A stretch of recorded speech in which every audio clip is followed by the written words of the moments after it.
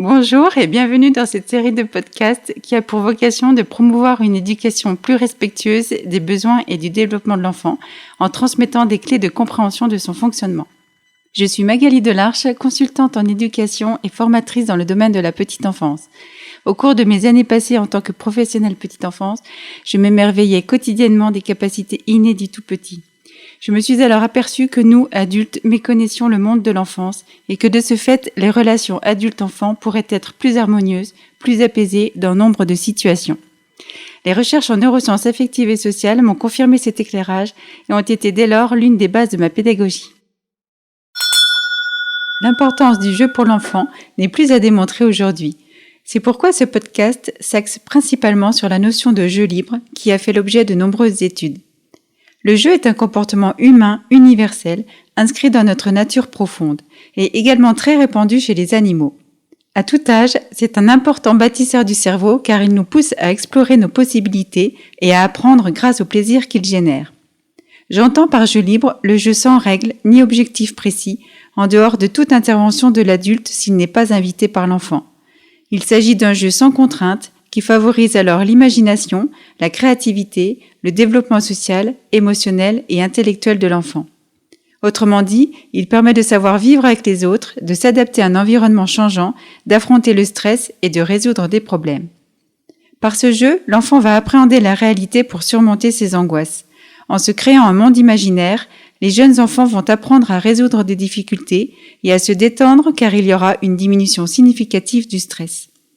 En les bridant trop souvent dans leur jeu, on risque de les rendre anxieux et socialement inadaptés à l'âge adulte, nous explique Melinda Meyer, scientifique américaine. Dans la même idée, il faut savoir que jouer à la bagarre apprend à interagir avec les autres, à supporter la frustration et à améliorer la capacité à résoudre des situations problématiques. L'enfant est confronté à des limites, au contrôle de soi et à l'affirmation de soi. L'enfant ne joue pas pour se divertir. Il explore et apprend de nombreuses notions par lui-même. Or, les enfants aujourd'hui ont peu le loisir de jouer véritablement, parce que nous pensons qu'il faut les distraire et occuper leur temps par des activités ou des jeux dits d'éveil ou d'épanouissement. Résultat, leur vie est rythmée par une succession d'activités et de loisirs en tout genre qui ne leur laissent plus le temps pour eux. Ils n'ont plus de temps pour la vie d'enfant, pour être libres. Alors que c'est bien par les jouets que les enfants pourront expérimenter leur liberté. Jouer étant fondamental pour les enfants, il est important de penser leurs jouets et plus encore de les laisser libres d'en faire l'usage qu'ils en veulent. Effectivement, pour un développement positif, il est essentiel que l'enfant avec ses jouets puisse se poser en tant que créateur et inventeur de monde plutôt que comme simple utilisateur. Vous l'aurez remarqué, autant l'enfant aime jouer, autant il ne cesse de détourner les jouets afin de se les approprier.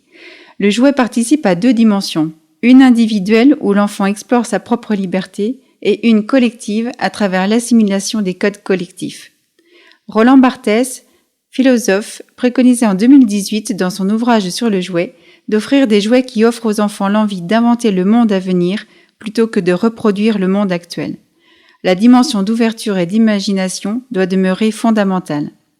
Nous l'avons vu, le jeu libre est une manière d'acquérir les briques essentielles des apprentissages permettant d'humaniser l'adulte en devenir, dans le plaisir et sans effort. Cette forme de jeu est tout aussi importante pour les adultes qui devraient s'autoriser à jouer bien plus souvent car les bénéfices sont réels au vu du bonheur et de l'énergie que cela nous procure. Enfants ou adultes, jouons sans contrainte puisque ça favorise notre créativité, notre intelligence et nous rend moins anxieux, sans compter que cela fédère. Finalement, nous avons le plus grand avantage à comprendre que la vie est un jeu. Parce que c'est l'enfance qui construit l'être humain, pensons autrement pour faire autrement et créons ensemble une société de demain bienveillante, plus respectueuse de soi, des autres et de la nature. Si ce sujet a éveillé votre curiosité et que vous souhaitez en savoir plus, ou s'il a résonné en vous par rapport à une situation ou une éventuelle problématique, contactez-moi à l'adresse mail suivante contact@magalidelarche tout attaché sans e à magali.fr. Je serai ravie de vous apporter mon aide et de répondre à vos questions. En attendant, n'hésitez pas à partager et à me laisser vos commentaires. À très bientôt pour un nouvel épisode.